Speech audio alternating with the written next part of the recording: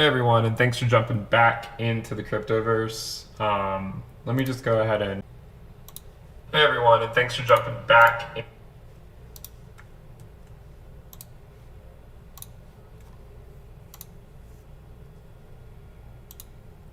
I think we are live, but I could be wrong.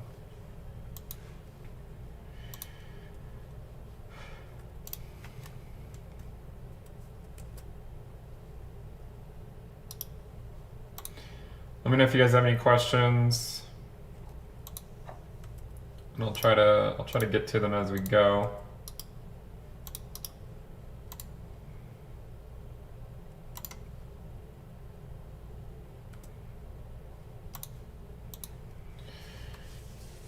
How's everyone doing? Yeah, I mean, here we are, right? I mean, the 20-week moving average.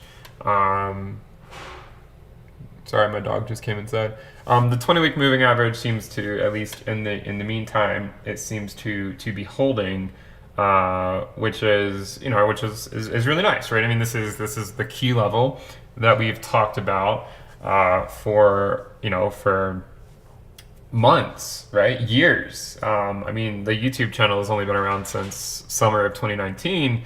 But with that said, the 20-week moving average, as we've shown time and time again, is the critical level that needs to be held. And we've also showed time and time again that, that level, it moves up, right? When we're above it, this is going to keep moving up. And for us to stay above it, right? For us to stay above it, we have to continue to move up, right? The price of Bitcoin has to continue to move up. And I see Mike says week's not even over yet. I get that. We still need to wait for the weekly close, but the point was to the move down to the 20-week yesterday. We could tell that was the critical level, right? That was the critical level. We held it again. We might not even go back down there for the remainder of this week, right? I mean, we might stay above it, but at the very least, the wick at the very least has stayed above it itself.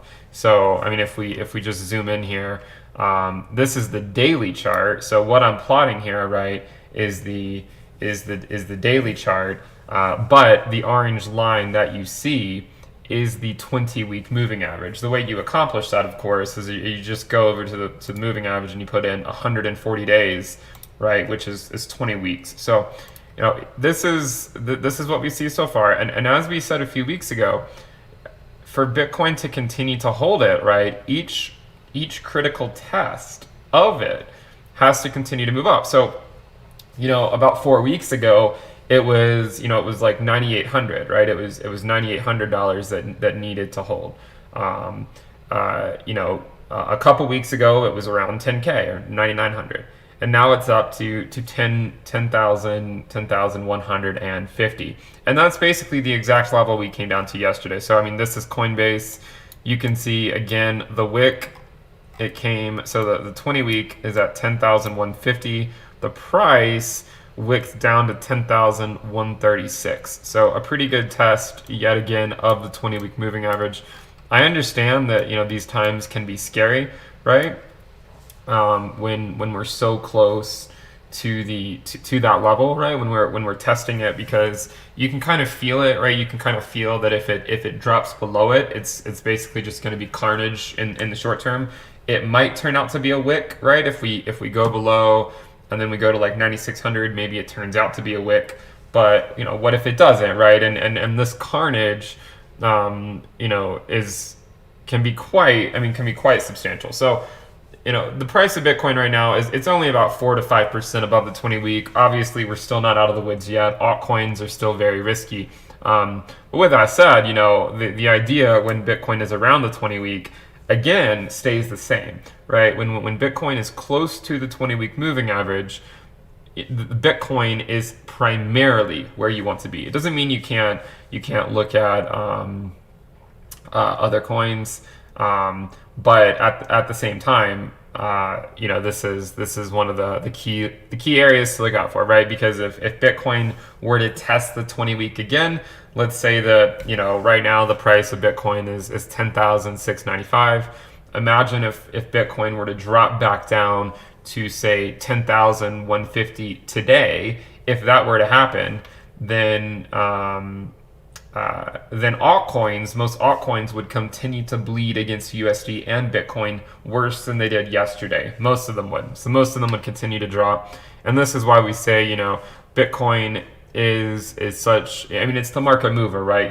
There's no really, in my opinion, this is not financial advice, but in my opinion, not owning Bitcoin is a huge risk, right? Especially, you get to those times where everyone's buying altcoins, and it's like if you just put up a dartboard and put every altcoin known to man on there, and you just throw a dart at it, there's a good chance that coin's going to go up.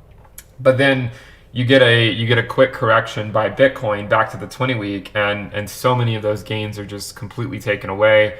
And a lot of the people that came into the top are completely, they're losing a lot of their money, right? And so this is what, there's a time for speculating on altcoins, and then there's a time not to, right? And not all altcoins are created equal. I mean, I contend that Chainlink is one of those ones that even if Bitcoin were to fall below the 20-week, Link would probably fall too, but it tends to recover quicker than other coins, right? And so Chainlink is one of those ones that we've talked pretty extensively about. So if you're familiar with the channel, we talk primarily about Bitcoin and Ethereum, but we also do talk about Chainlink a lot, Cardano a lot, and a few other coins. So what we want to look out for, right? What we want to look out for here is, this is what we need to happen, right? I mean, we want to look out for this continuing to hold. We want to look to make sure that the 20-week moving average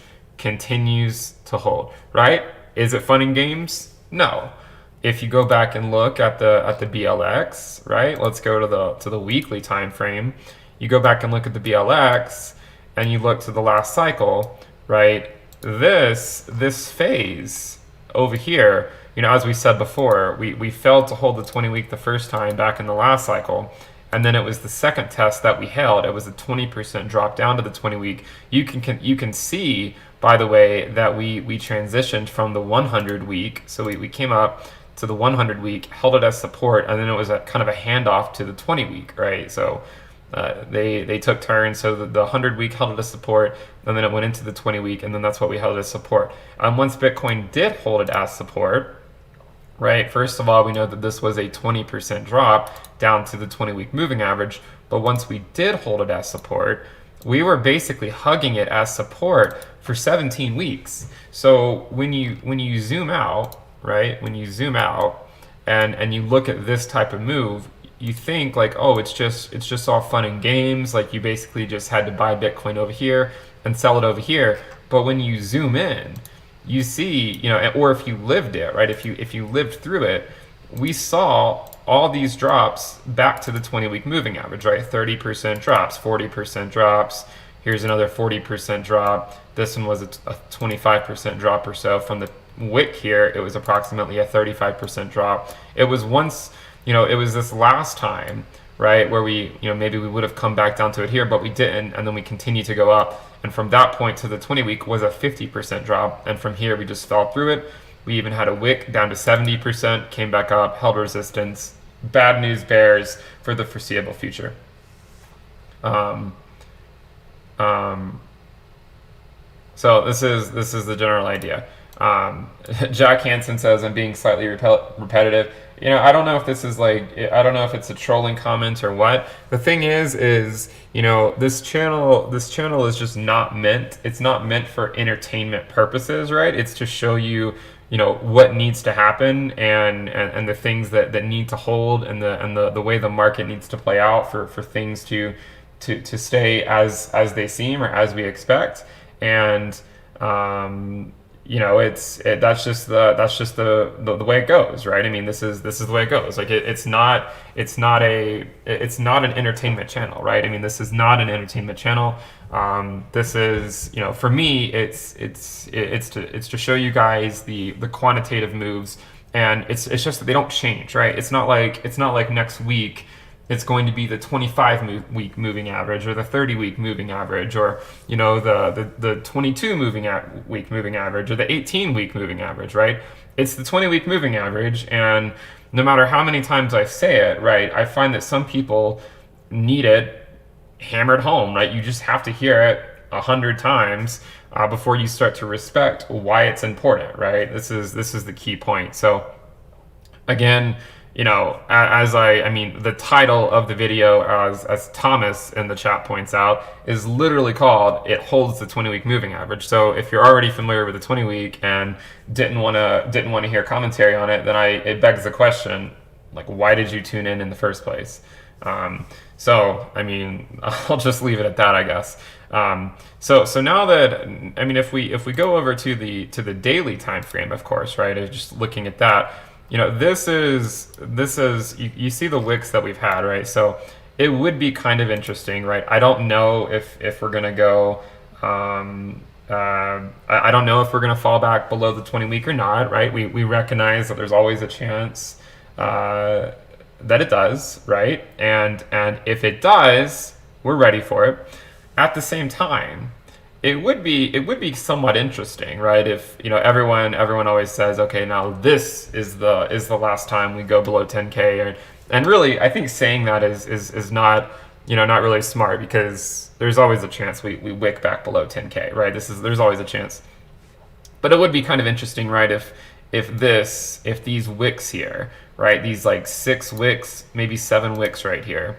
If this was the last time of purchasing Bitcoin at 10K, for the foreseeable future. Now, I don't know if that's the case, right? We could easily come back down, but it would be kind of interesting if this was the last point, because there were so many people waiting to scoop up Bitcoin at $9,600, where they thought the CME gap had to fill on the daily time frame, and it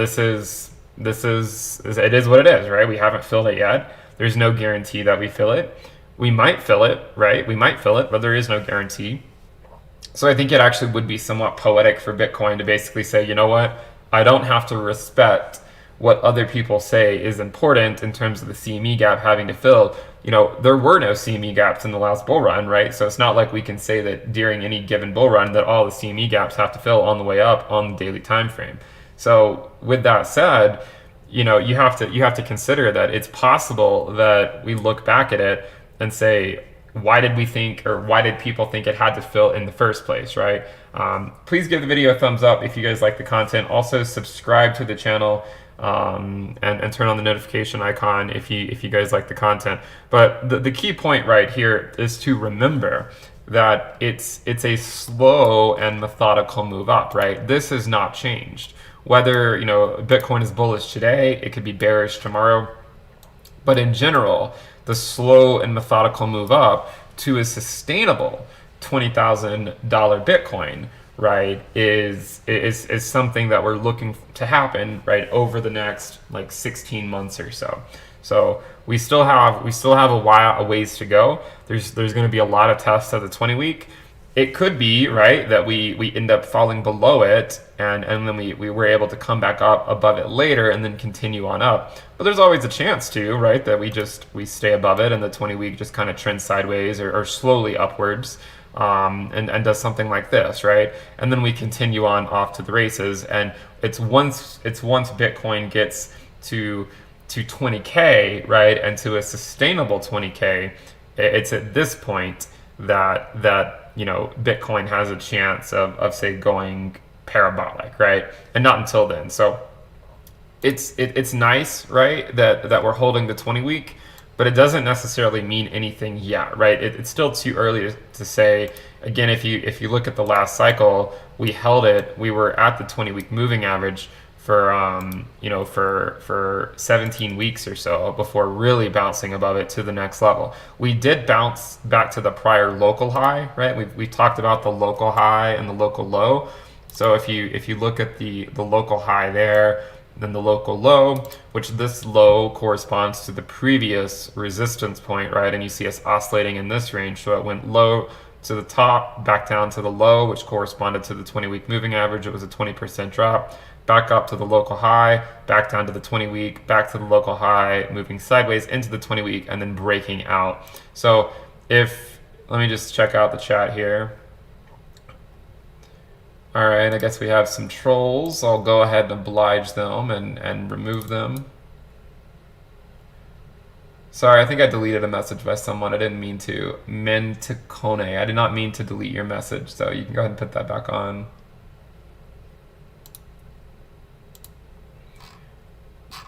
Just taking care of some of the trolls in the chat.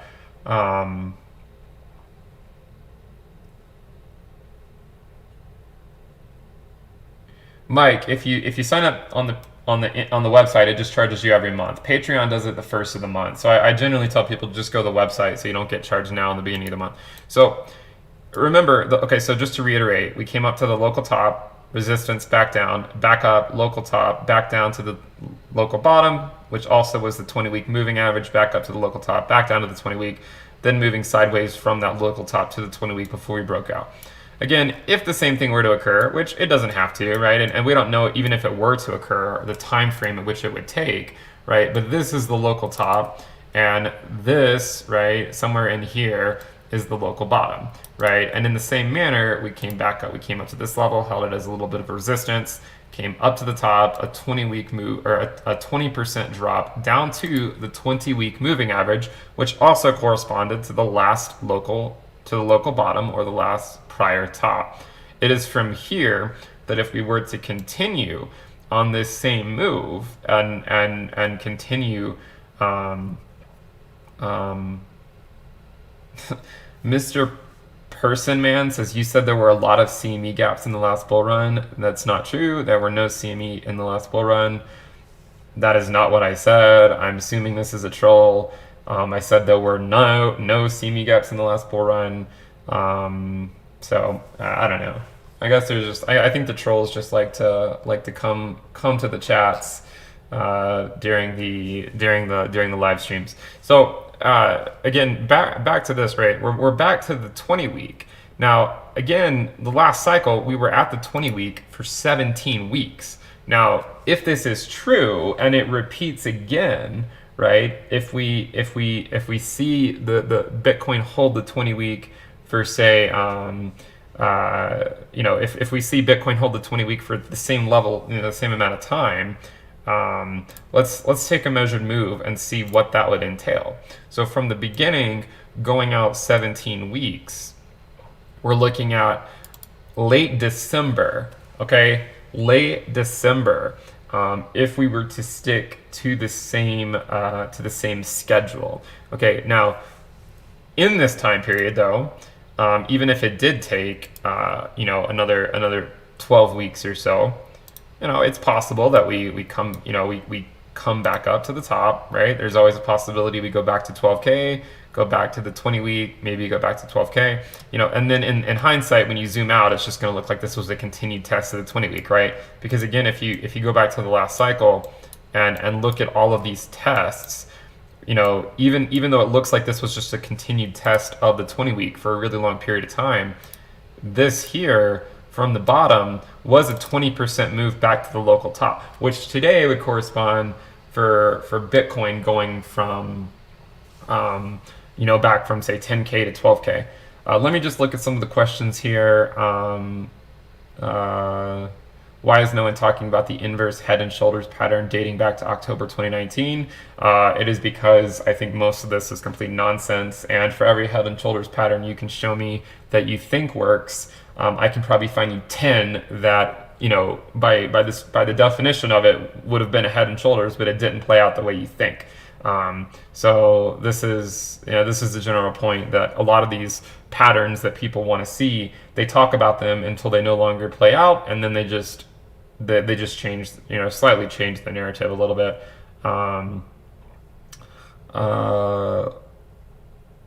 All right, so then the question now, right, is are we, if we continue to test the 20-week moving average, right? So if we come back to it, remember the 20-week is slowly moving up.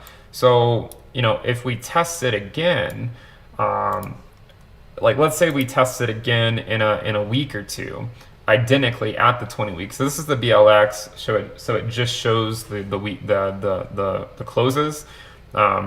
So we know that we've already moved back up to around 10,600, 10,700, somewhere in this area. But again, the 20 week is going to continue moving up. So look for it's probably going to level off a little bit, like something like this maybe. But in a couple weeks, the 20 week moving average, right, assuming that we continue to stay above it as well, the 20 week moving average is probably going to be closer to 10.25, like 10,250. Maybe in 4 weeks, it'll be closer to 10,400. So for Bitcoin to stay again above the 20 week, it has to slowly and methodically move back up. So, and this is why we say, there's, for every test of the 20 week moving average, these altcoins are likely going to bleed, right? It's just as simple as that. Most altcoins on every single test will continue to bleed against Bitcoin. If we overlay the logarithmic regression chart, you can see where we currently are. We're still in the theoretical reaccumulation range, right? So if we zoom out, let me remove a lot of these things here so we can actually see it a little bit more clear. Let me remove this as well. So again, there's key times in Bitcoin's history where it makes sense. Not that it's financial advice, but just looking at these theoretical reaccumulation ranges or accumulation range, right? This is an accumulation range, right? And then we have this reaccumulation range. Here's another one, right? This one lasted, early 2015 to early 2017.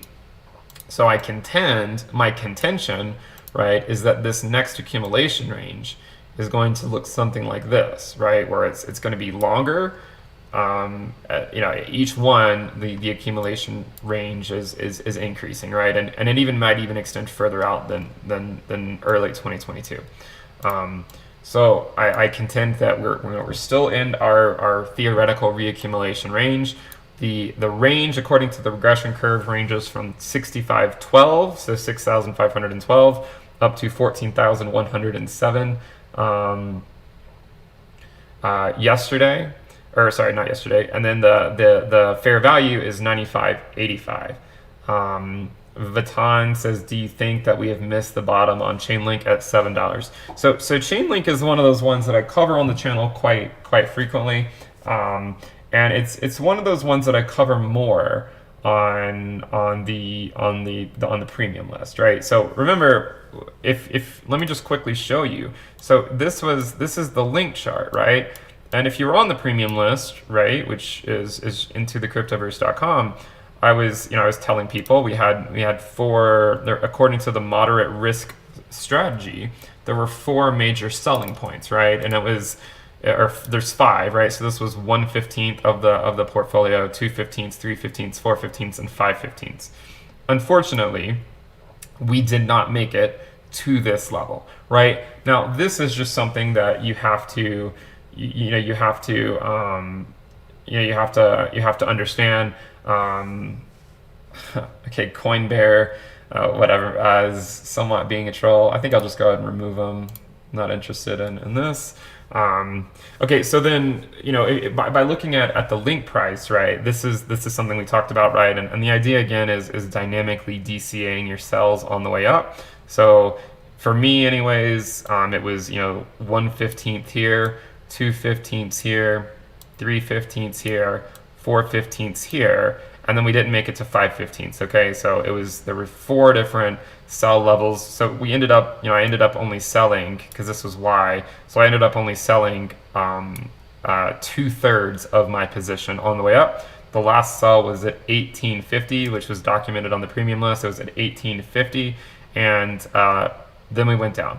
Now the key thing, right, is when do you buy back in, right? And this of course has to, this of course depends on what your risk tolerance is, right? And on the alerts channel, for Link, I buy Link whenever there's 2 main factors that have to happen, right? The Link USD risk needs to go less than 0.5.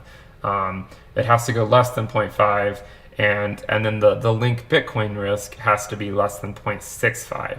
Okay, now yesterday we got pretty lucky, right? So you have to understand too that the risk levels change. So yesterday in this region, which happened yesterday, right? The conditions were met, right? And on the premium list, I said, all right, this is the time, according to this risk strategy, which is what I follow, this is the time to begin DCing. Now, it worked out really well because, buying it at around 780, I did not get any at 730, but when I made the alert, it was around 780. It's come back up. I can assure you that this is still largely a coincidence. There's no magic thing about, it going slightly below 0.5 risk that caused it to immediately pop back up, right? There's no immediate reason why that would happen. I did buy a significant amount of it at that point. However, with that said, there's still a strong case to be made that we're still potentially in this downtrend. Okay, so I don't think that people need to necessarily go FOMO in or anything. But what it does teach you is it teaches you two things, right? This strategy teaches you two things.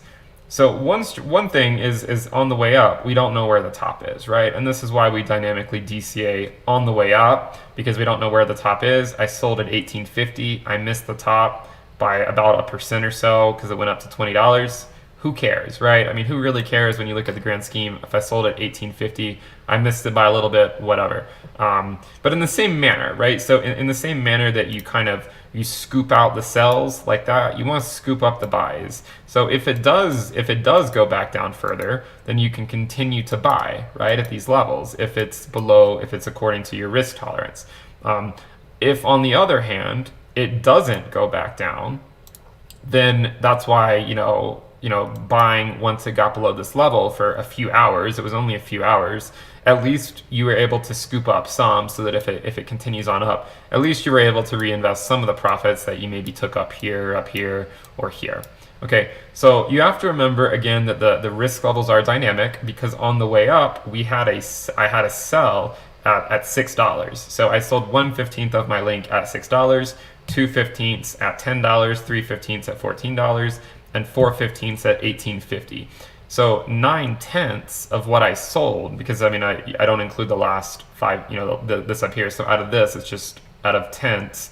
So 9/10 of what I sold was sold at higher prices than it currently is, right? So again, it's just business as usual. And if we come back down, great. Then you want to have powder on the sideline to increase your dynamic DCA buys so that you can get your cost basis down as low as you can.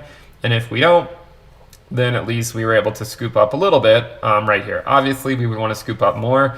It would be nice to see the link valuation, continue to come back down some, or maybe at least move sideways, right?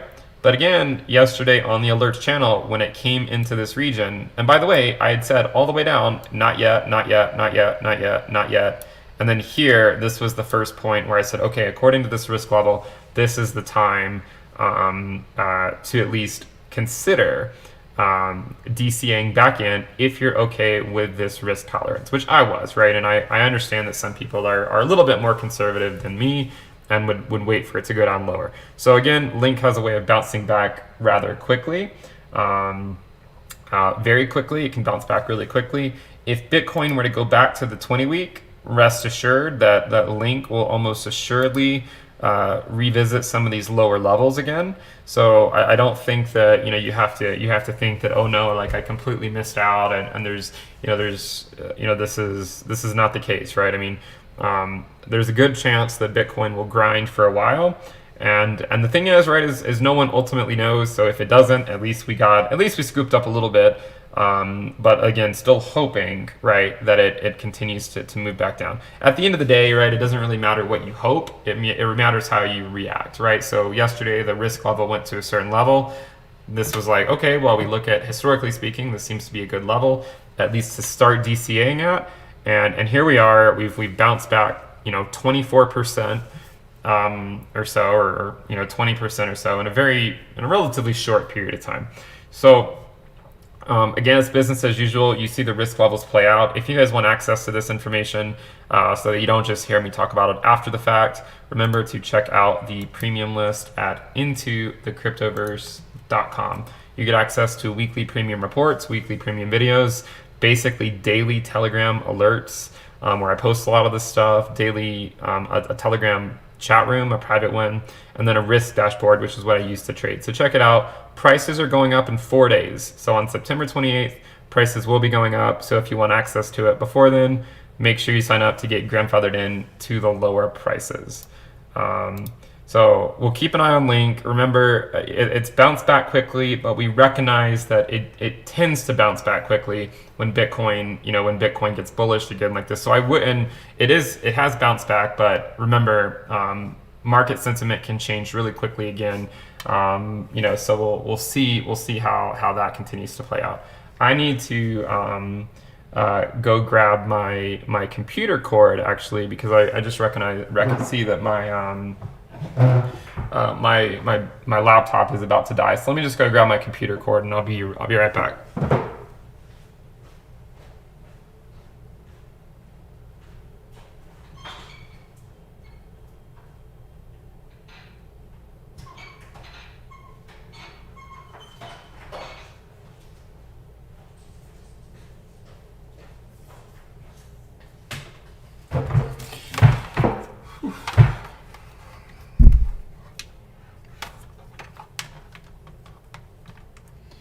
Sorry, I'm just plugging the computer cord in, and then we'll keep going.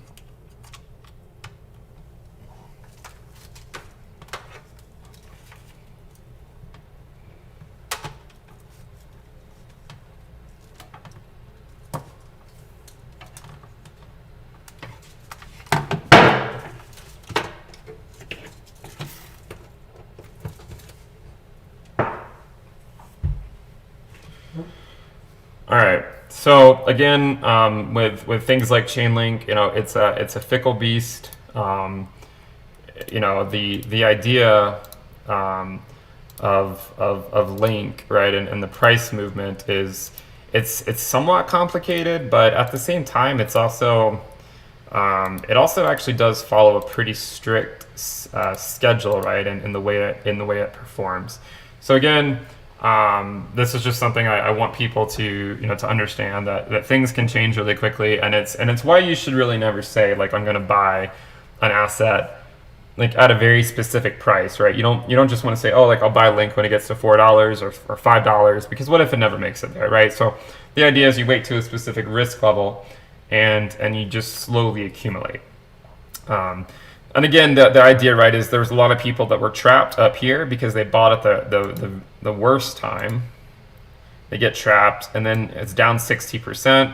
A lot of them sell you their bags just into the region where I feel like it's the reaccumulation phase, right? So the reaccumulation phase, started essentially right here. But remember, the risk levels are dynamic, so in a few days that could change. But this was where the reaccumulation phase started for me, right over here. So we're back out of the accumulation phase, because you can see we've popped back up pretty significantly in a few short hours. So the reaccumulation range at current time, right, is down here. So if we come back in, great. If we don't, great. It's just business as usual. So let me know what you guys have questions. If you have questions, I'll try to get to them. And yeah, so again, make sure you check out the premium list if you want access to this stuff. There's also Ethereum, of course. Ethereum is continuing to move up. It has moved down fairly recently with its valuation against Bitcoin, but we're still in general in this uptrend channel, right? So again, this 2020 kind of marked the time where there was a momentum shift. If you are liking traditional TA, right, here's your theoretical double bottom in a sense. 2 years of a downtrend, sideways for a little bit, momentum shift back up. These lines were drawn months ago. We're still in them. I contend that we'll likely continue to stay in them for the rest of 2020.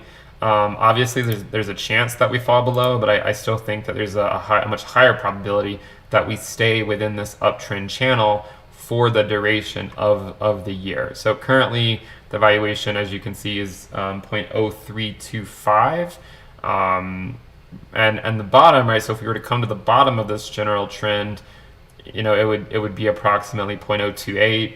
I mean, you can see here we slightly fell below, so this one went down to 0.02.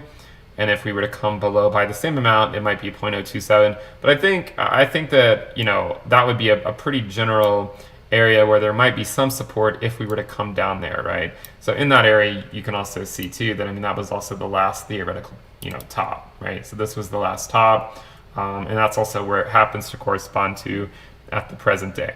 And the way that we would get there, the way that the Ethereum Bitcoin valuation would get there, is if, again, it's if Bitcoin were to increase too quickly, or if Bitcoin were to decrease too quickly, or continue to test the 20-week moving average, right? So if it continues to test the 20-week moving average, then most likely, you know, the Ethereum Bitcoin valuation will continue to drop if it keeps testing the 20-week. Like, right, if Bitcoin keeps dropping back down to the 20-week moving average, this is most likely what would happen. We also do have a Telegram channel, so if you guys want to check out the Telegram channel, you should check it out. There's over 6,200 people in there. It's a pretty good community. I'll just put it in the chat in case you want to access it.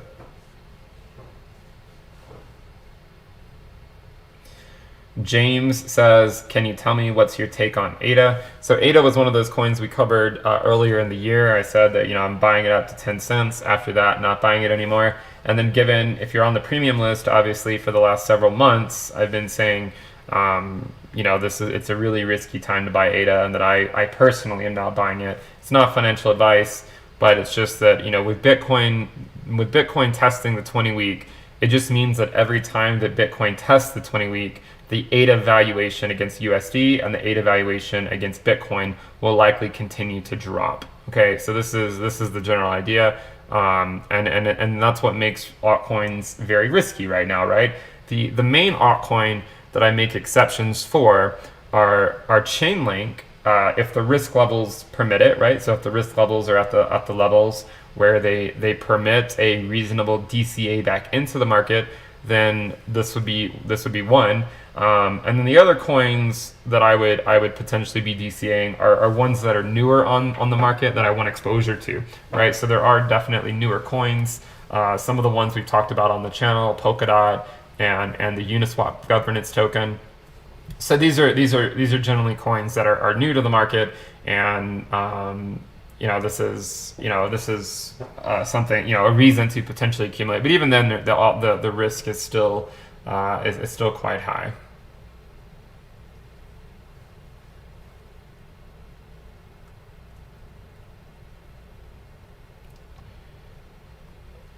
Okay, I will oblige people spamming the chat. Add something. I will oblige you and remove you. Goodbye. Don't bother posting. No one's going to see it.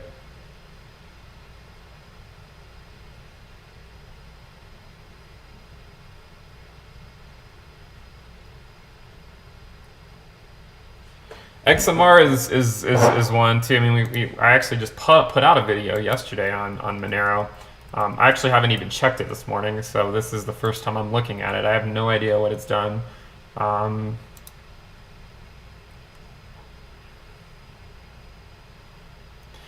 let's see. Okay, so it's generally doing okay. I mean, we're still basically in our general uptrend, our theoretical reaccumulation phase. Again, in order for Monero to break out of this phase, I think that Bitcoin has to hold the 20-week moving average as support.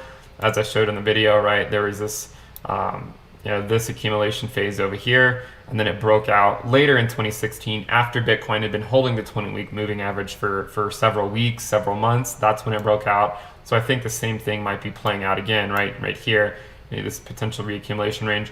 If Bitcoin fails to hold the 20-week, then we're probably going back down, and then maybe we'll come back up and try again. But if it holds it, then there's a good chance that Monero is going to break out of this reaccumulation range and come back up to approximately this level right here. So this would be kind of like where where I could see Monero heading if Bitcoin holds the 20-week moving average.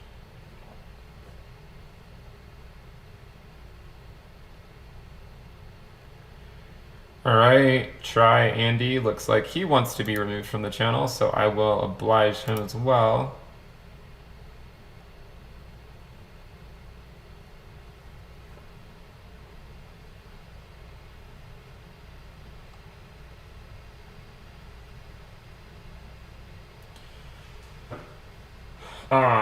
Okay, so someone says, should I dollar cost average every 30 days or every 10 days? I think it depends on where you think we are in the market cycle. If you think we're generally going to move upwards over the next few years rather than downward, then it would probably make sense to do it more frequently, because if you're getting it in more frequently, it means that on average, you're getting the money into the market at lower prices, right? If you contend that we're going to have a bull market over the next few years, if on the other hand you think that the next year is going to be more bearish, then it would make sense to probably spread them out more, like once a month or something. I tend to be more bullish right now. Not that it can't go, not that we can't see, say, short-term pullbacks. Of course we could, but with that said, I contend that this is the reaccumulation phase of the cycle, and that 2019, 2020, and at least part of 2021 will be the best accumulation phase for Bitcoin moving forward, because in the future, reaccumulation ranges are going to be even longer than they are today. And in addition to being longer, the returns are going to be less once we do go up to a new all-time high. So again, I contend that this is the potential reaccumulation range. If we were up here, I might be a little bit more bearish. Like if the price were, say, like at 20K right now, I would be a little bit more bearish on the short-term moves of Bitcoin, contending that there's a much likelier chance that it's going to come back down and continue then moving up. But right now we're still pretty well within the accumulation range, which again spans from 6,100 or so, or 6,500 up to 14,000. You can see that it also corresponds to the lower bound corresponds to where the 200-week moving average is currently.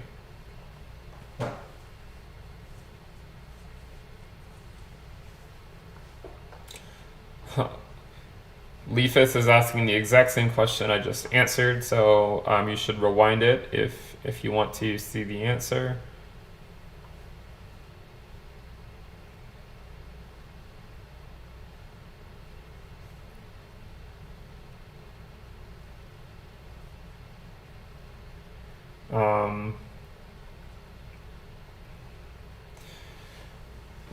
Okay.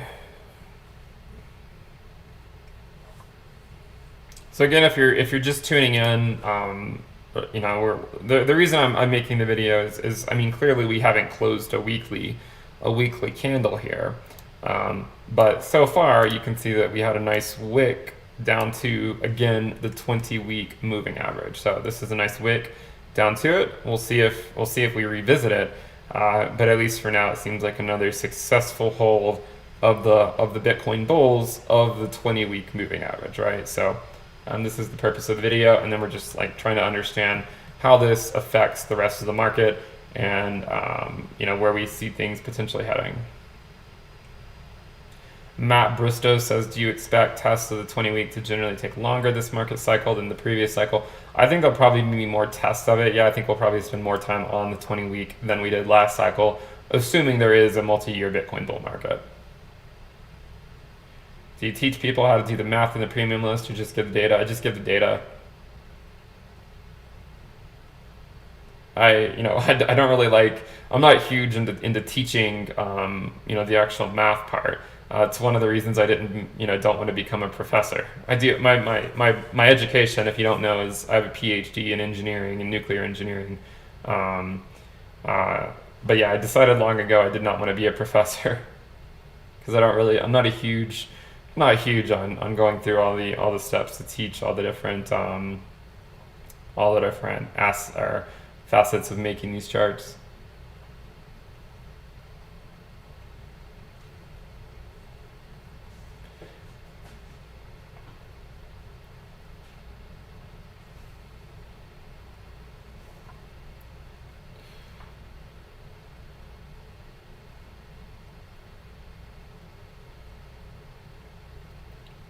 What other questions? Oh, please give the video a thumbs up. Make sure you subscribe to the channel, guys. We only have 173. Can we get to 300 likes?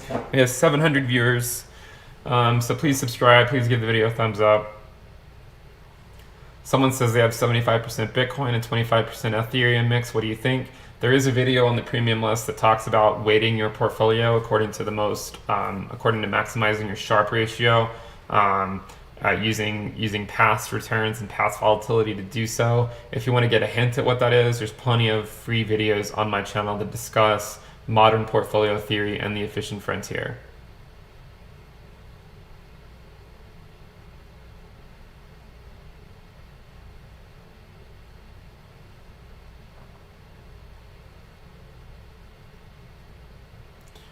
Thoughts on the possible stock market correlation with Bitcoin? Yeah, I mean, I think for the time being they're somewhat correlated, but I don't think that Bitcoin bear markets are correlated to the stock market, because as we've said before, the first Bitcoin bear market was negatively correlated, or one was negatively correlated, one was positively correlated, and one was not correlated at all. So I think that Bitcoin bear markets are not necessarily correlated, but Bitcoin has done really well over the last 10 years, but also the S&P has done really well over the last 10 years.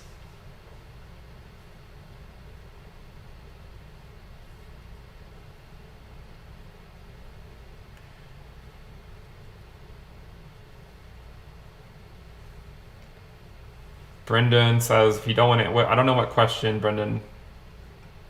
I don't really have any thoughts on the airdrop for XRP holders.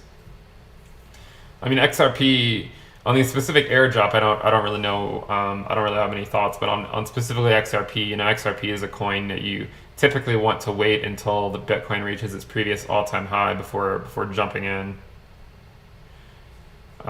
People are wanting to play chess because I've played it before. Yeah, we can play at the end of the stream if you want. We'll play a few chess games at the end of the stream.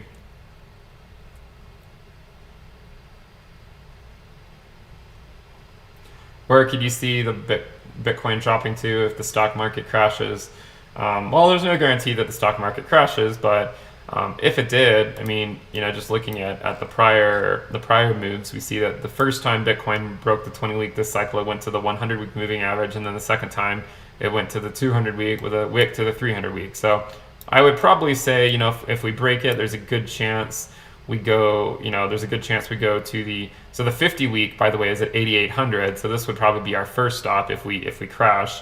But if the stock market crashes, then, the 100-week is at 7,800, and then the 200-week is at 6,700 or so, 6,500. I mean, it depends on which exchange you're using.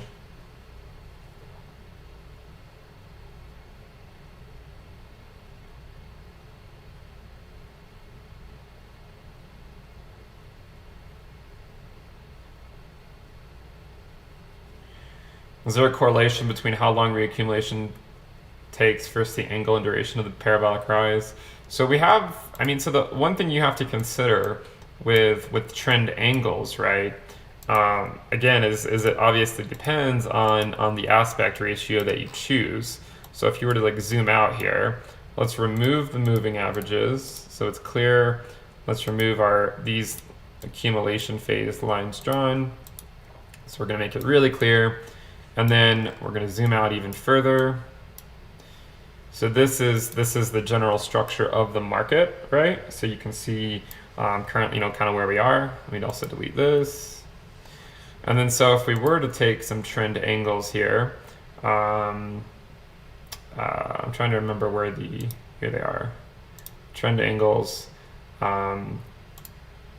So you can see that this first one, again, this one is actually, this is not measured with respect to the horizontal. So let me do it this way. So we're gonna go,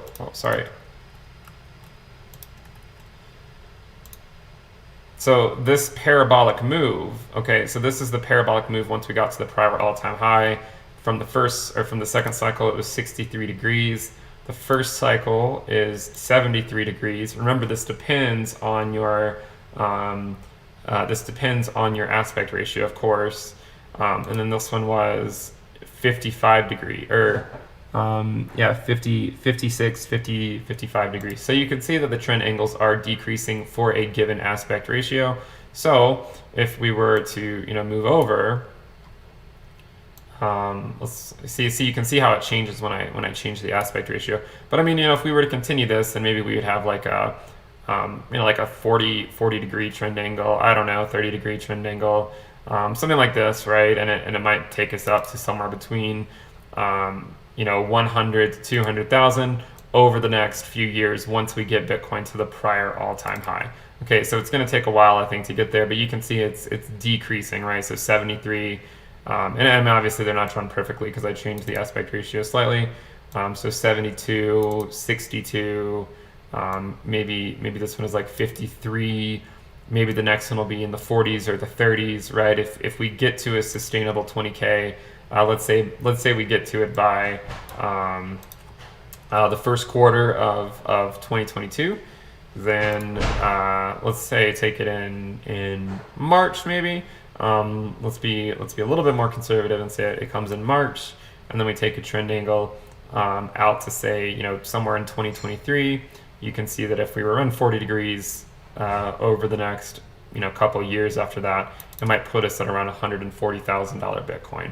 So this is according to these trend angles basically, but this starts from the prior all-time high. So this does not start from the accumulation phase. Okay, so if you were to look at the accumulation phase, right, the trend angles are slightly different, right? So this one is 39 degrees, this one 20 degrees, again, depending on the aspect ratio. This one will probably be less, so you can see 14 degrees. So going from 39 to 20, maybe to 14. So you can see that the angles are affected each cycle for a given aspect ratio.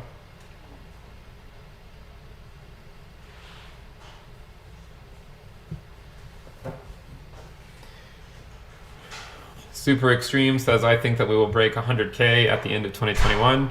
I understand that you and most other people think that, but there's no evidence to support that will happen. As we've showed many times on the channel, lengthening cycles are most likely the name of the game, and that the 4-year cycle theory is probably one of the biggest misconceptions in the cryptocurrency community.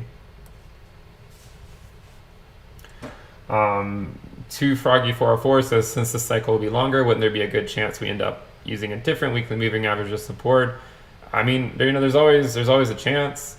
Andrew says, what evidence have you got? Well, I mean, we've showed it many times, right? We've looked at it on a ton of different charts. I've made a lot of custom charts showing it, but since I only have TradingView in front of me, I'll just have to make do with TradingView, which, as we've showed before, so if you've seen the channel a lot, you've seen this before. So right, if you measure bottom to bottom, the first was 462, then 1176, then 1456, something like that. So you can see it's increasing 400 to 1,000 to 1,500 or so. We would expect next bottom to probably be like 2,000 days or so. So taking us out to 2024. If you measure bottom to top, 308 is the first one. The next one is 735. The next one is 1,057. So assuming this is the next one, we're probably talking about 1,600 days, 1,500 days, like just wanting to see it lengthen as we've seen before. Or if you measure top to top, we have 896 days, 1,491 days. So extending it again, we're talking somewhere around maybe upper 2,000 or lower 2,000s, somewhere in that time frame. So this is the data. If you want to cherry pick, the last cycle and say it was 4 years, then you're going to get a lot of people that agree with you, mainly because they want it to be they want it to go to 100K next year. But again, there's no evidence, in my opinion, to support that. So this is my general thinking. The other evidence I think that we have is if you take the regression band, again, is a logarithmic regression band of the form y equals a times, let me get rid of these really quick. Or sorry, it's 10 raised to the a raised to the in parentheses a times ln of x minus b. So with that in mind, we fit it to non-bubble data. And you can see that during the last cycle, we got to the prior all-time high within this regression band. And if we do the same thing, it's going to take till the end of 2021 or early 2022 just for the regression band to make it to 20K. So if it doesn't even make it to 20K until the end of 2021 or 2022, then we can't really go into price discovery mode until after that. Okay, so I drew this up to $500,000 Bitcoin. I don't think it's going to go there. What I do think is that it could go up to maybe somewhere between 100 to 200,000, probably closer to 100,000 than 200,000.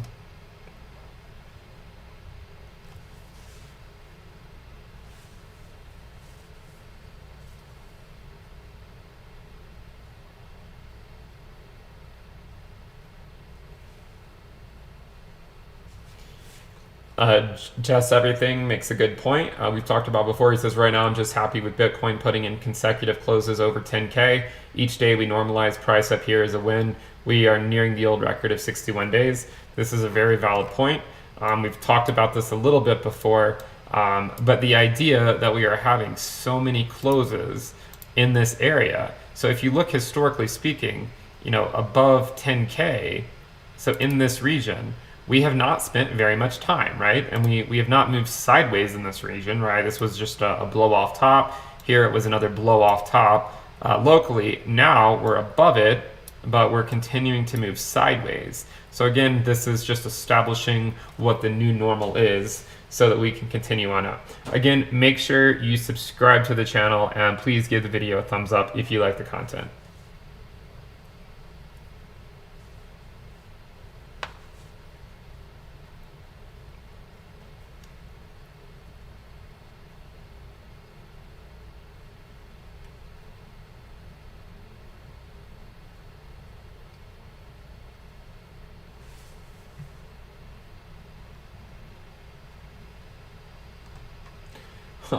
Shibi is, I'm guessing, a troll because I do not choose questions I've answered 100 times and ignore the other ones. So I'll go ahead and hide you from the chat.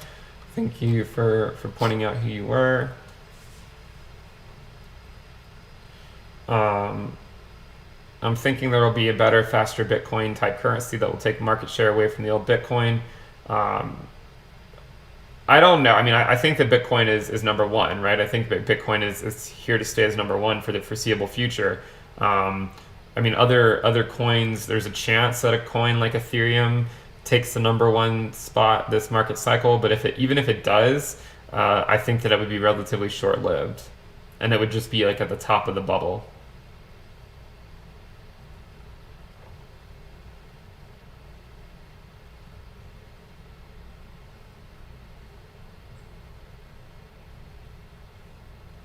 How do you get the log regression band on TradingView? I mean, it's not public, but you can, I mean, TradingView scripts are pretty easy. You can just put in an equation and fit a regression curve. It's, you just fit it to the data. What do you base your risk metric on? It's proprietary. I don't really say, I mean, it's based on price, time, and volatility, but I don't say exactly how it's fit.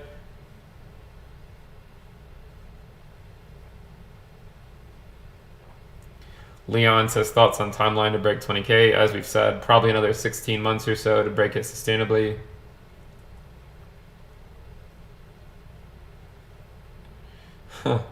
Alexander says the like to watching ratio is bad. Yeah, we have 700 viewers, 285 likes. Let's try to get that up to 400 likes if we can. Please also subscribe to the channel if you guys like the content. In your opinion, does the U.S. election have any impact on the price? Well, if the election causes the stock market to correct hard, then it could affect the price. But I don't think it has to, right? I don't think that we're going to see like another 40% drop in stocks in the next few months. There's a lot of things, there's a lot of people that are sensational in, like, on YouTube, not even just in crypto, but if you look at, say, like real estate, stocks, so many things. There's so many people that are like very sensationalist and are very much like everything's going to crash. For instance, like a lot of people think that the real estate bubble is just going to absolutely crash like 2008. But in theory, or in reality, this is most likely not the case. Like, there's a good chance we'll see a correction, and that people will move back into bigger cities once once the pandemic has kind of run its course. But at the same time, like, I don't think that we're going to see a financial crisis as bad as '08 right now, because we also have the Fed that's like ready to step in. There's ready buyers to purchase up a lot of the homes, even in suburban areas, because if you look at the last, in 2008, it was a lot of these investors that came in and scooped up cheap real estate and are now making a killing. So there's a lot of people ready to scoop up cheap real estate. I do think there could be a correction, but I don't think there's going to be like, a huge market crash commensurate with the '08 crash.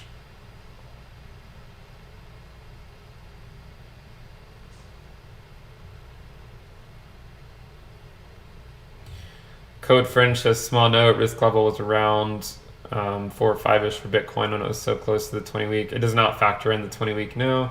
Do you track other cryptos? Yeah, Ethereum, DOT. We have videos on both of those.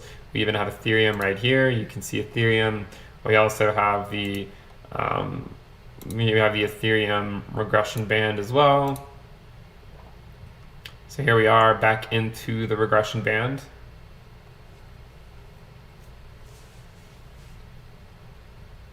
So yeah, I mean, I think that people on YouTube in general and Twitter think that they put out the videos to say like the real estate crash of 2020 or the real estate crash of 2021. What's more likely is it's going to be like the small real estate correction of like October 2021 or something a lot less meaningful that isn't going to get views. So just be careful buying into a lot of what people are saying. Like, I mean, yeah, there's a good chance that there's going to be a correction in the market because of like the mortgage forbearance is coming to an end and people having to some people out of work. But again, there's a lot of people that didn't lose their jobs, right? There's a lot of people that are also ready to scoop up cheap real estate if that happens. So just consider those.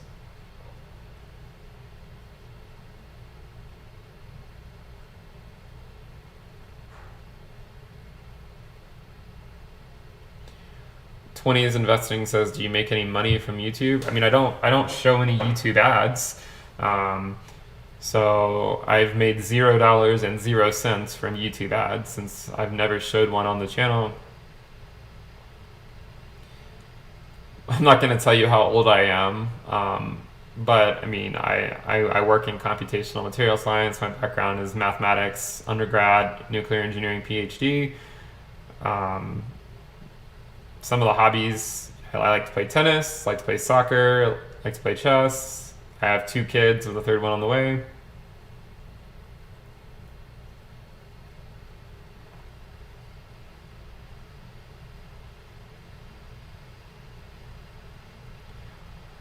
When our price is going up for subscriptions, are going up in 4 days. So on September 28th, the prices are going up. So again, if you want to get grandfathered in at the lower prices and get access to the premium list, which includes the weekly premium videos, the weekly premium reports, the private alerts channel, the private chat room, and the risk dashboard, then check out into thecryptoverse.com. Prices are going up in 4 days. So if you want to get grandfathered in to the lower price before that, make sure you sign up.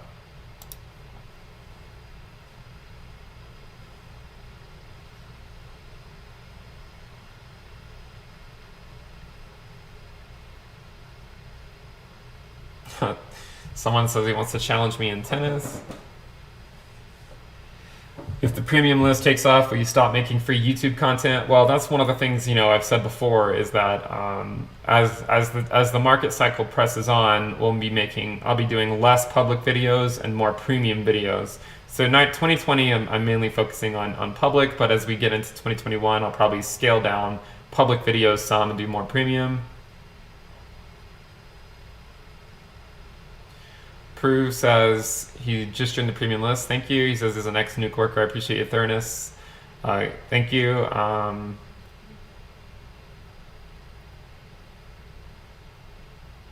Do you have a dog? I do have a dog. I don't know where she is though. Ginger.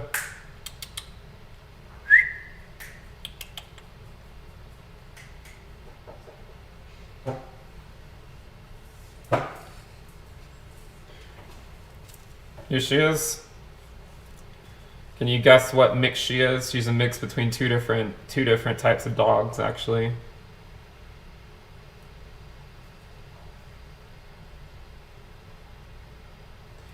So yeah, let me know if you can guess what mix she is.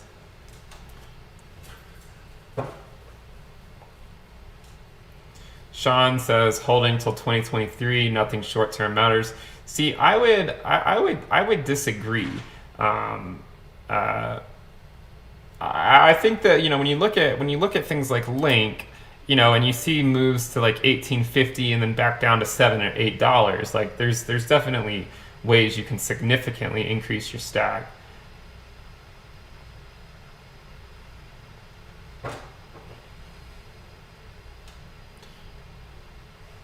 She's not a terrier. Obviously she's half Chihuahua, and then classical mock-ups got the other one, miniature pinscher. So she's a mix between a miniature pinscher and a Chihuahua. Super Extreme says, when was the first time you got involved in crypto? I first learned about it in the Nerd Robert. You are not banned from the chat. We can see what you're saying. I got into crypto in 2010. I took a cryptography math class during undergrad. I did not buy any Bitcoin then. I was an undergrad student, but that was when I first got into it, or at least started looking into the markets. It wasn't even really more the markets then. It was more just like an interest in what Bitcoin was, because at that time, I didn't really think that it was going to go to like $10,000. I mean, I thought the idea of it was pretty cool. But it's not like back then. It's not like a lot of people thought that it was just going to go to like $10,000 over the next 10 years.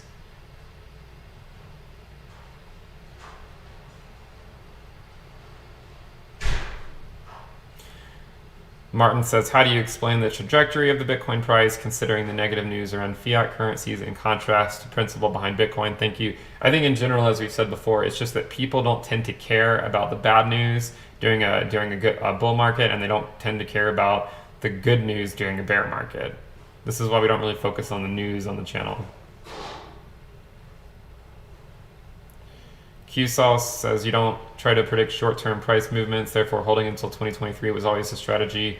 No, holding until 2023 was not always the strategy. I just traded based on the risk levels, so I dynamically DCA sell it. I mean, Bitcoin has not reached the higher than the 0.5 risk level since summer of 2019, so I haven't been selling any Bitcoin recently to USD anyways.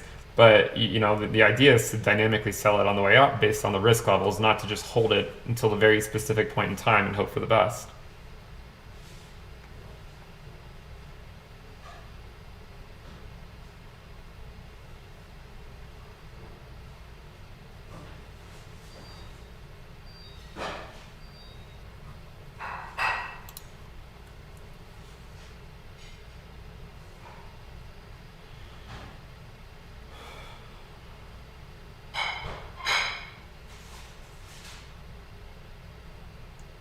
What percentage of your crypto portfolio would you always keep liquid, like stablecoins? I think it depends. Like if it's a bull market, it would be different than if it's like a bear market. For instance, when you're taking profits at say if Bitcoin reaches like the 0.9 risk band and you're taking profits, you're probably going to want to be converting that into stablecoins. Right now, if you're taking profits from altcoins, you might be converting it to stablecoins, or if you were taking profits a few weeks ago, but maybe you were converting it to Bitcoin to maintain the exposure on the market.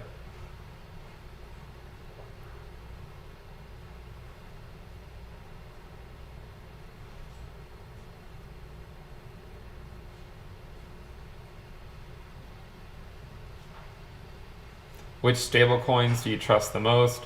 I tend to like USDC, DAI. Those are the ones I like the most. I have to use USDT sometimes just for liquidity purposes, but I would prefer USDC or DAI.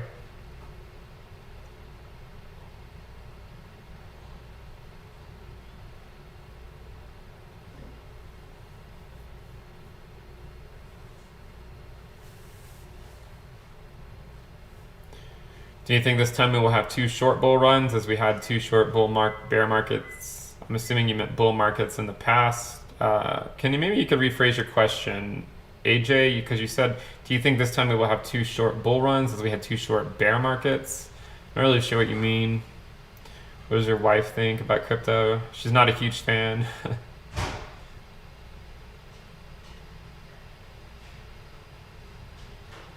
Do you believe in the monetary policy of Bitcoin as opposed to the debt-based inflation, taxation, sleight of hand pulled off by the banks and Federal Reserve? I mean, I think Bitcoin's a good store of value.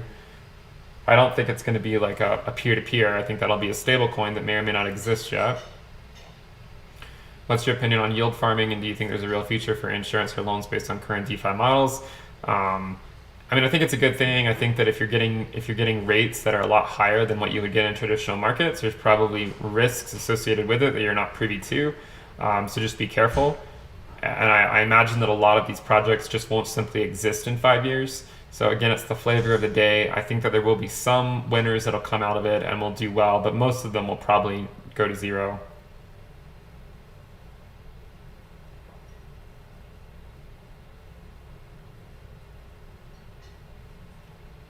What is your opinion on holding XRP? XRP, again, is a coin that I think people should generally wait until Bitcoin reaches its prior all-time high, as we've showed many, many times. If you look at the historical XRP moves against Bitcoin, as we've shown before,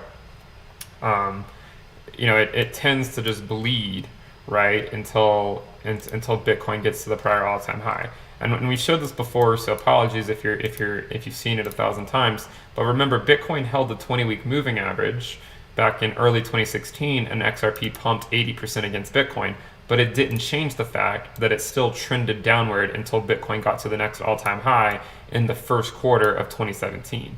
Okay, and then if you go to present day, again, XRP pumped 40% against Bitcoin, 36% or so, maybe 40. But it doesn't change the fact that it's still likely going to trend downward until Bitcoin gets to the prior all-time high. Okay, this is my general opinion on XRP.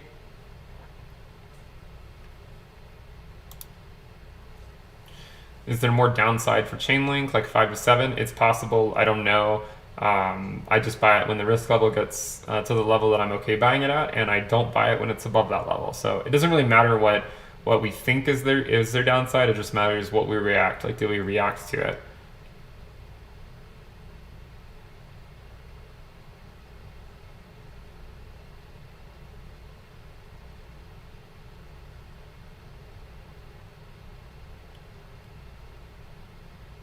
Yeah, I mean, a lot of the yield farming stuff is I mean, some of it is useful, but a lot of it is just like money grabs, in my opinion. Like, you just go create an ERC20 and staple DeFi onto the name and wait for people to come buy it.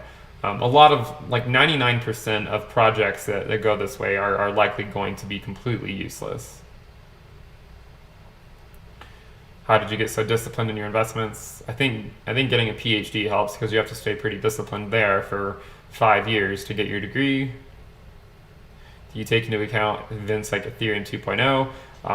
Yeah, I mean, I think Ethereum 2.0 could help catalyze the next bull market, right? Or further catalyze the current one. So yeah, I mean, I do think that this could help continue the bull market. If Bitcoin gets 100K, what do you think XRP can get to? I mean, I don't think it'll pump as well as it has in the past against Bitcoin. I think it probably won't be as remarkable of a move. Would be my guess. If you were to look at the price chart. But you never know. I mean, if it trends all the way down here, maybe it pumps back up and continues on. It's really hard to say.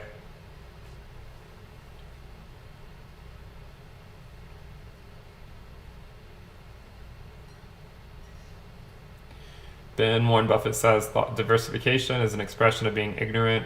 In crypto, it seems quite hard to invest in only 3 to 6 assets. What are your thoughts on this? Thanks. Well, this is why on the premium list we mainly only talk about 4 to 6 different assets.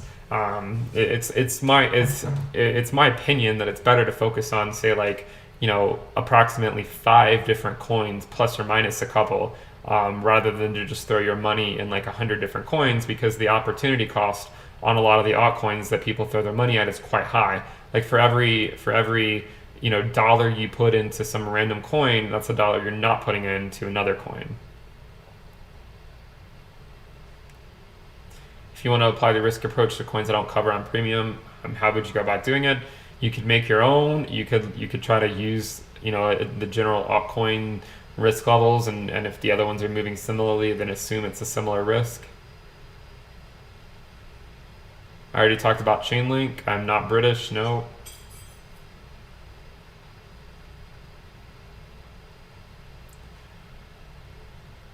Will you buy XRP when Bitcoin sustains 20K? Are you staying away from it? It depends on what XRP is doing at the time, right? I mean, if it continues to play out like this and continues bleeding against Bitcoin, then I probably would buy it. If I'm wrong and XRP breaks out before that, then I probably wouldn't. I would just say that, okay, I missed that parade and just move on. No big events don't reset the risk levels. We just care about the data.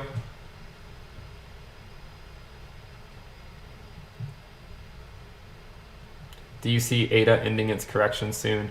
It just depends on Bitcoin, right? I mean, if Bitcoin continues to flirt with the 20-week moving average, which there's a good chance it'll test it a few more times, then ADA is probably going to continue to bleed against USD and against Bitcoin. So this is why this is something you have to consider. What other assets do you cover on the premium list except for Tesla? We cover the S&P 500 risk levels. The other day, I went off on a rant about mutual funds and that versus stocks.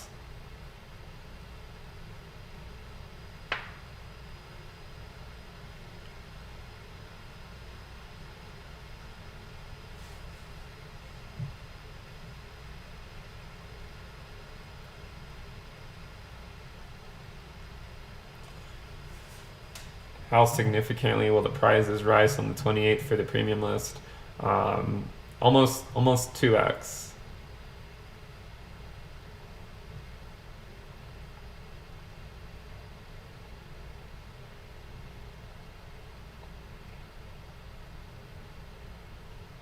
Thanks for getting the premium list, Braden. What other questions do we have? We have any more questions? Bitcoin's still at around 10.6. It's basically been between 10.6 and 10.7 for the duration of the stream.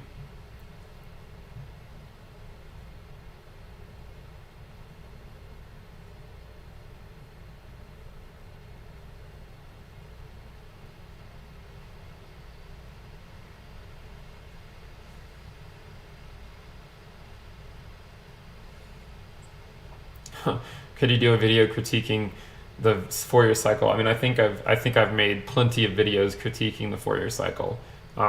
There's just no evidence for it, so it's almost like a waste of time to continue to talk about it. I probably will continue to waste my time and talk about it, but there's really just no evidence for it, and so what more can you say?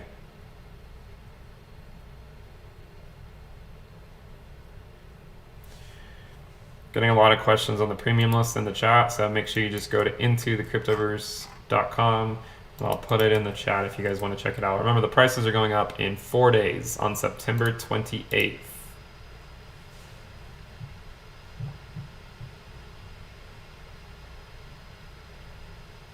And remember, you get access to the premium alerts, the premium chat room, the premium videos, the premium reports, and the risk dashboard. I know people are convinced that it's a 4-year cycle, but I mean, people are convinced that, the world's ending next year. People are convinced that the earth is flat.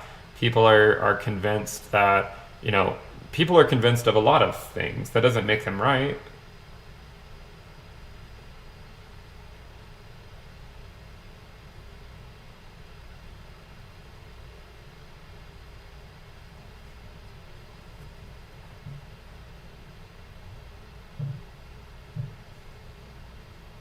No, the premium list prices will not come down if Bitcoin crashes, because the idea is we just move to whatever asset class.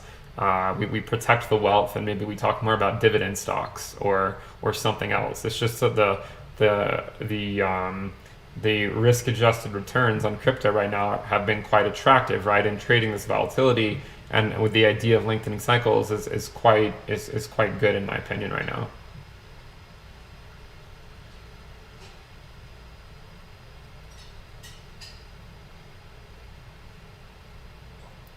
What impact did the general election have on Bitcoin 4 years ago?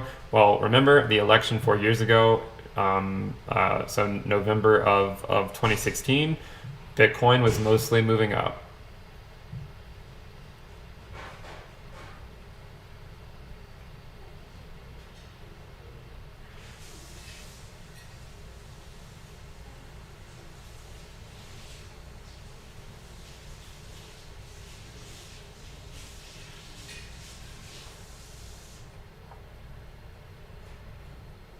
If you subscribe, is it month to month from the day? Yeah, it's month to month from the day you start, as long as you don't sign up on Patreon. Just sign up on the website.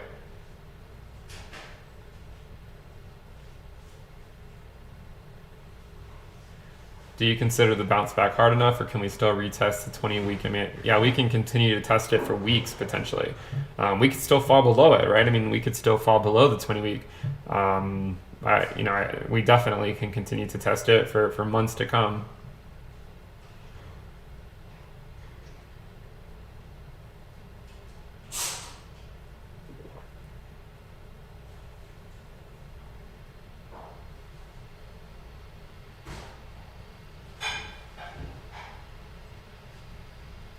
Since March, I see continued upward trend. I'm a long-term hold. Yeah, I mean, in general, right? That's the general idea. Since December of 2018, it's been a upward trend, right? I mean, this has been a general upward trend. I mean, there's just volatility involved, but it's a general upward trend.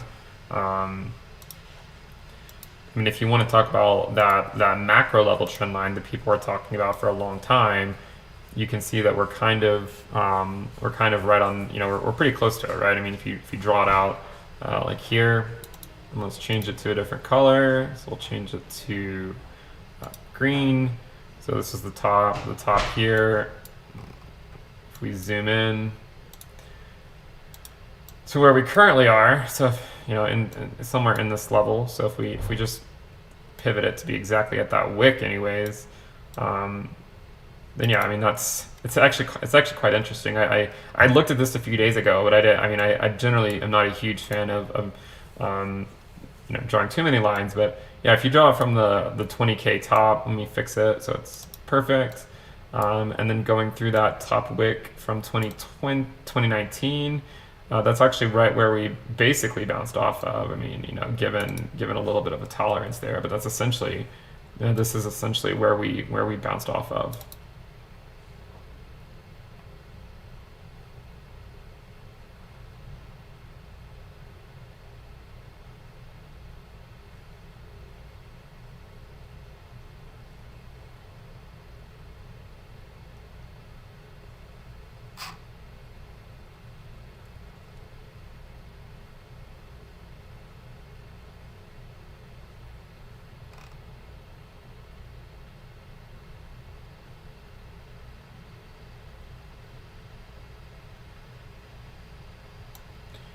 The yellow lines, I can make them dotted, but the main point of the yellow lines is just to show like the time it takes to get to our next all-time high in convergence with the regression band, and the slower methodical move back up to the prior all-time high.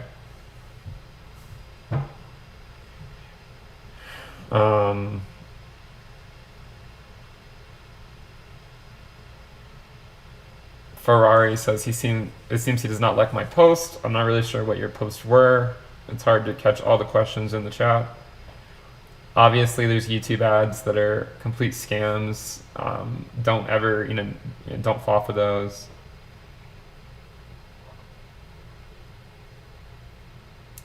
Jacob, if it says an account's already registered, it means that you went there before and then kind of put it in and then left. So just email me.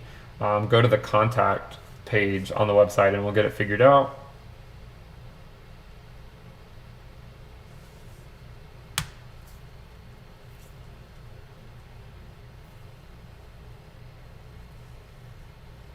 Make sure you guys give the video a thumbs up. Let's try to get to 400 likes. Also, please subscribe to the channel if you guys like the content. Please subscribe. Trying to get to 40,000 subscribers by the end of the year. Jacob, if you bought it, you would have gotten a welcome email taking you to the private, taking you to all the premium content stuff. So I imagine you probably didn't buy it if you didn't get those emails. Opinions on ADA versus Ethereum on a 5-year time frame. Ethereum is a safer bet than ADA. ADA has a potential higher ROI, but there's a lot more risk associated with it. So I own a lot more Ethereum than I do ADA.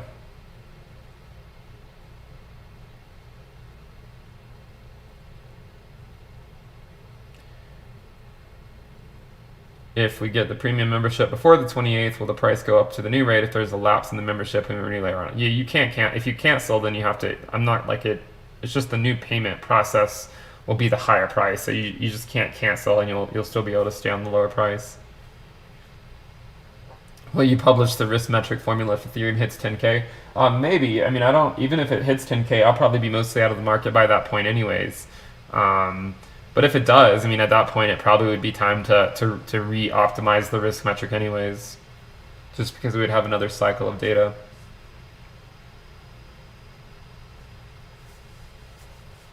You said you mentioned your link trade as you're making it to the premium list subscribers. This is something you normally do. Yeah, I mean, I generally tell people what I'm accumulating and what I'm not, and the different sell levels according to their moderate risk tolerance strategy, which is what I use.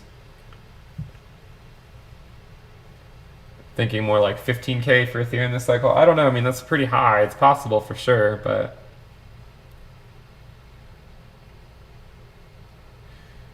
yep, Ferrari. I see your comment, but you weren't asking a question. So I mean, I don't have time to make a comment on everyone else's comments. If you have a question, I'll try to answer it. But just reading comments, there's no reason to make a comment on everyone. Harry Pattinson, I'm guessing, is a troll. Remove him from the channel.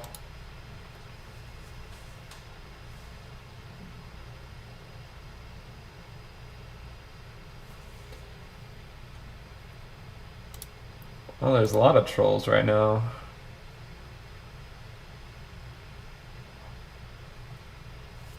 Super Extreme says your next all-time high in 2024 to 2025. I don't think I've ever mentioned 2025. I think I've mainly said 2023 plus or minus 6 to 8 months. I mean, yeah, maybe 2025, but I don't generally say 2025. I generally say 2023. So I think you're kind of pushing the envelope there on what I've said.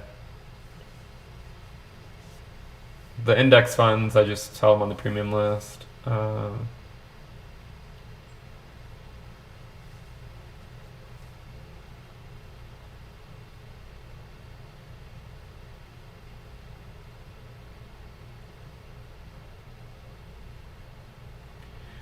On the educational front, where did you learn your price analysis skills? I guess just doing my PhD. I don't actually have a background in traditional finance. I just kind of picked it up along the way, like modern portfolio theory and the efficient frontier, risk-adjusted returns, all that sort of stuff.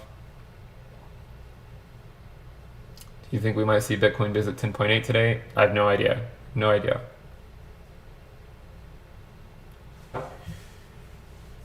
The risk metric does change dynamically over time. It's based on price, time, and volatility.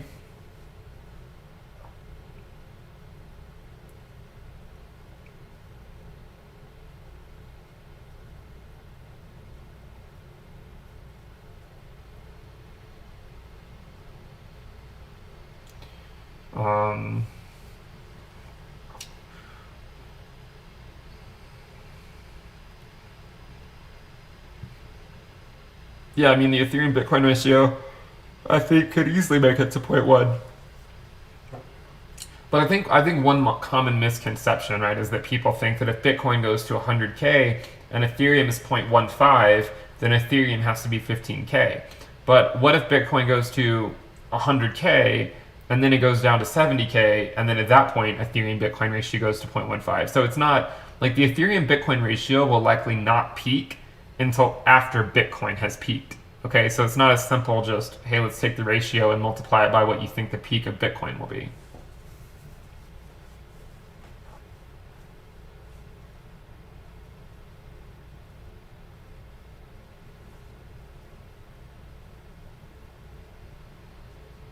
Why, in your opinion, is Bitcoin holding the 20-week? Because there's more inflows than outflows. I mean, there's a lot of people buying up the 20-week. It's not much, but it's honest work. I don't know.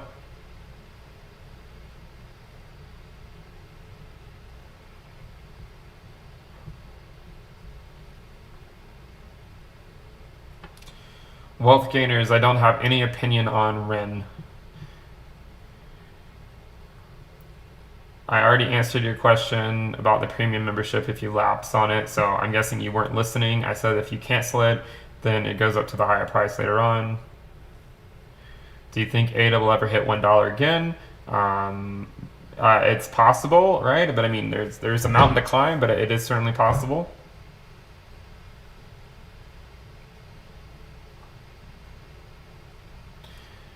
Hi Ben, thanks for your videos. Could you please explain like on 5 past performance with no indication of future results? Where does charting and TA derive its usefulness? Just trying to learn. The general idea is that human behavior kind of changes is the same, and so you know if certain trends have played out in the past, they're more likely to play out again than not play out. Obviously, it doesn't work 100% of the time, but so far this cycle it's worked out pretty well.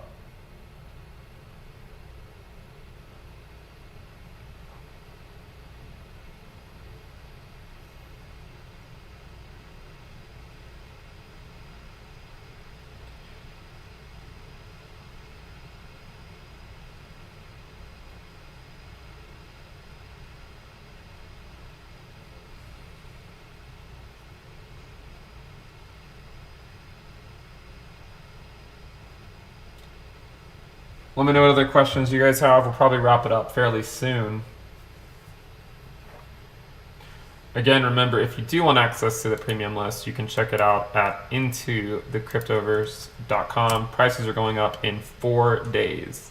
By the way, if you guys want access to the lifetime option, once you sign up and you get access to the private chat room, there's a lifetime option. The price of that is also going up in 4 days as well.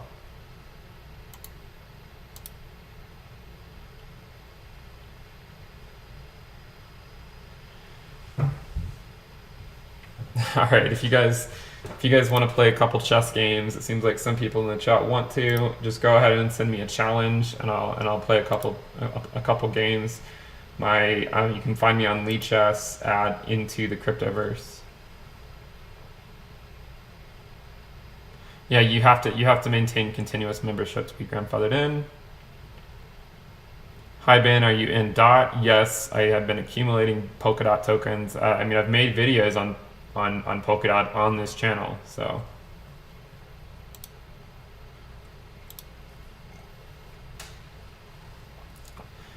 I've already answered many times about my opinion on ADA hitting $1, so asking the same question 10 times seems a bit ridiculous.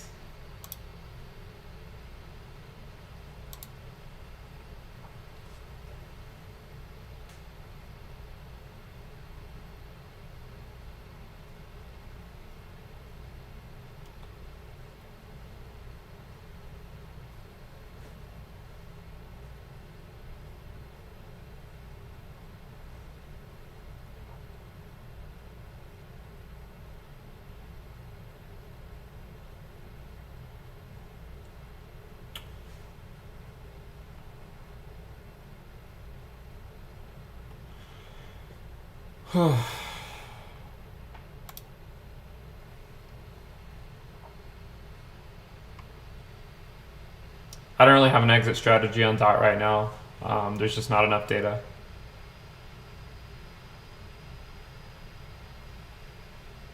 I did get the Uni airdrop, and I think the Uniswap governance tokens will probably do well in a bull run.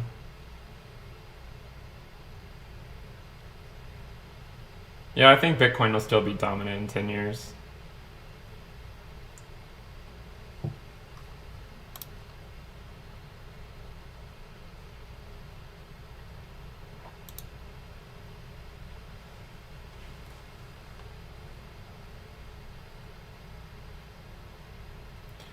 The price for next month is the same if you've already subscribed.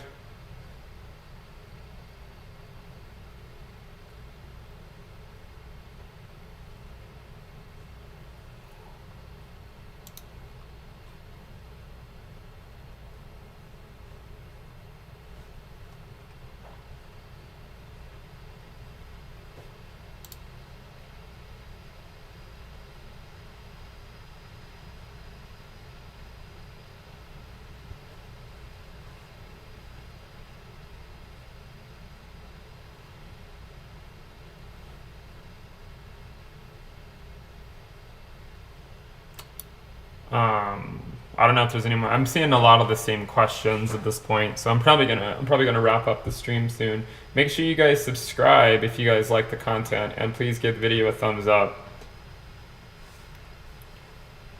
And remember, the premium list is intothecryptoverse.com. Also, we do have the public Telegram channel, which you can find a pretty large community. So check that out. All right, I will go ahead and hide that.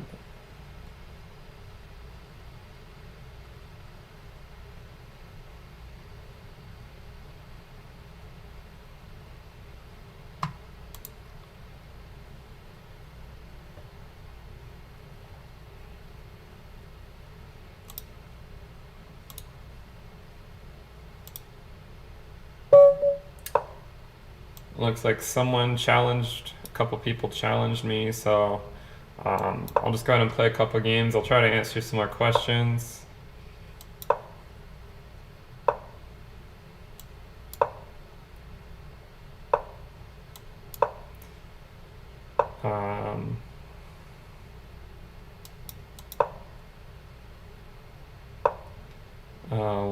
What's the most ridiculous question you've been asked? I have no idea.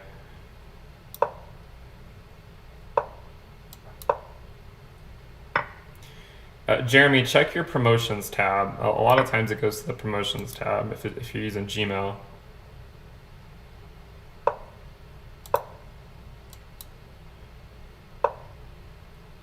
Jeremy, check the promotions tab again.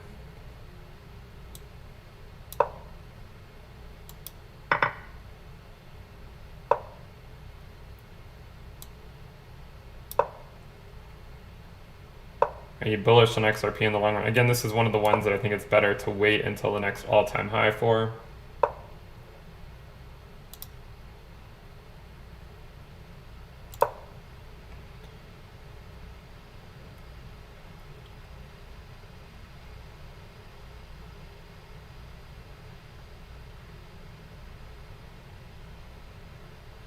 What's the exact value for the 20-week? I mean, I think it's approximately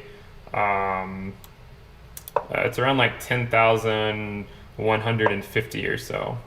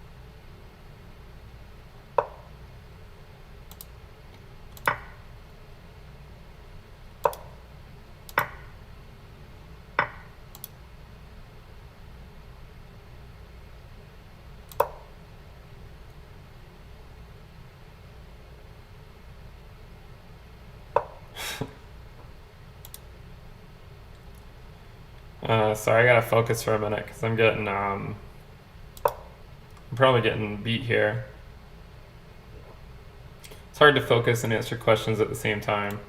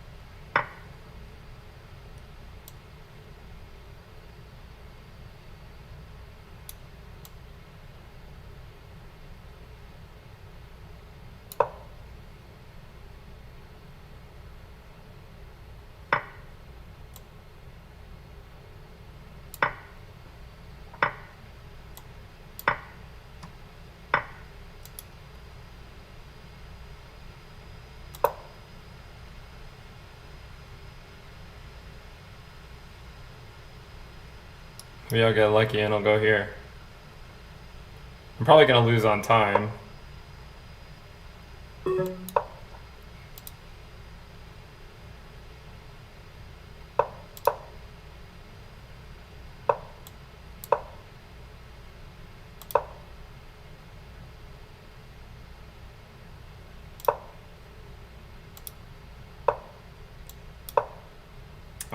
He's got that.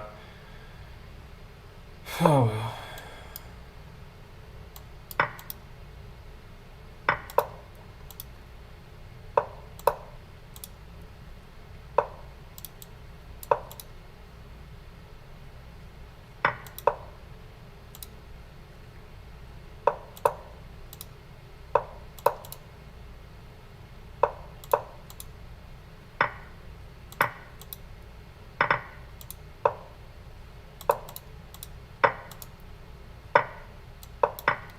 Yeah, I think he's probably won.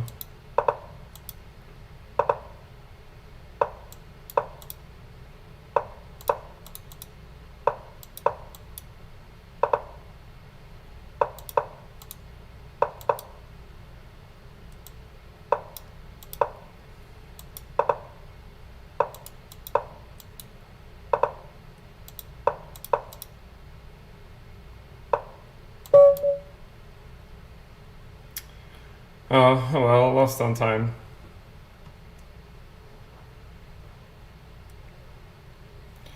All right, Bitcoin's still doing pretty well. What other questions do we have? I think we'll probably go ahead and wrap it up because the stream's been going on a while. It's been going almost 2 hours. So if you guys like the content, please subscribe. Check out the premium list into thecryptoverse.com again if you guys want the premium content. But it's hard. It's really hard for me to. I find that it's really hard for me to focus on chess and answer questions at the same time. But yeah, make sure you check it out. The 20-week obviously is what we want to see continue to hold, right? So we held it here. This is our second test right over here. So again, business as usual. I know a lot of people are freaking out sometimes when the price goes down, but as far as I can tell, we're still theoretically bullish. And as long as the 20-week holds, I think Bitcoin can always bounce back relatively quickly. So make sure you subscribe to the channel. Okay, give the video a thumbs up. Check out the premium list, and I'll see you guys next time. Bye.